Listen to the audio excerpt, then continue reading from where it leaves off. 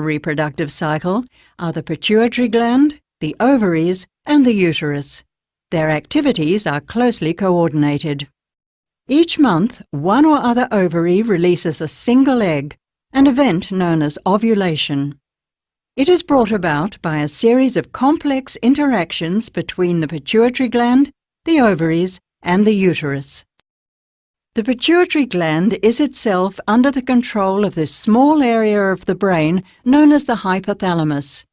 A new menstrual cycle begins when the nerve cells of this center secrete a hormone called gonadotrophin-releasing hormone, GnRH, into the network of blood vessels which surrounds the pituitary gland. Stimulated by pulses of gonadotrophin-releasing hormone, cells in the pituitary gland secrete another hormone, follicle-stimulating hormone, or FSH. FSH travels in the bloodstream, reaching the ovaries.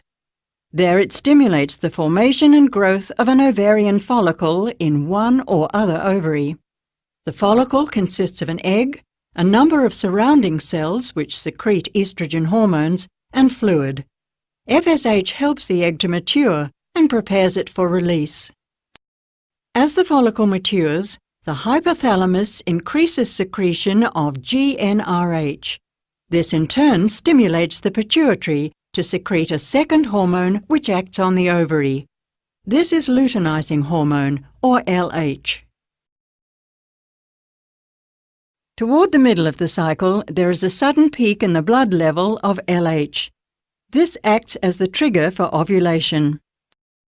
Within minutes of its release, the egg is guided by suction through the fringed opening of the outer end of the fallopian tube, starting it on a journey which will take 5 or 6 days as it passes down the tube and finally reaches the cavity of the uterus. Meanwhile, after the follicle ruptures, it is converted into this yellowish body known as the corpus luteum.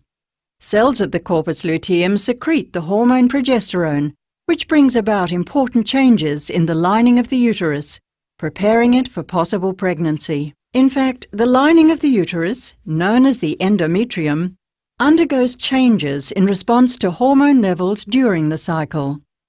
In the first half of the cycle, known as the follicular phase, the developing follicle secretes increasing amounts of estrogen hormone, which encourages regeneration of the endometrium.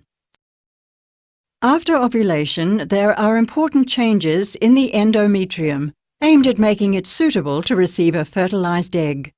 These changes are brought about by a secretion of progesterone from the corpus luteum. The secretion of progesterone is maintained for several days, but if the egg is not fertilized in that time, the corpus luteum withers, and falling levels of progesterone and estrogen trigger the shedding of the uterine lining as the menstrual flow. The cycle then starts again. But if the egg is fertilized, no menstruation occurs, as the corpus luteum continues to function, secreting progesterone during the first 3 months of the pregnancy. Thereafter, numerous changes occur to support the developing embryo.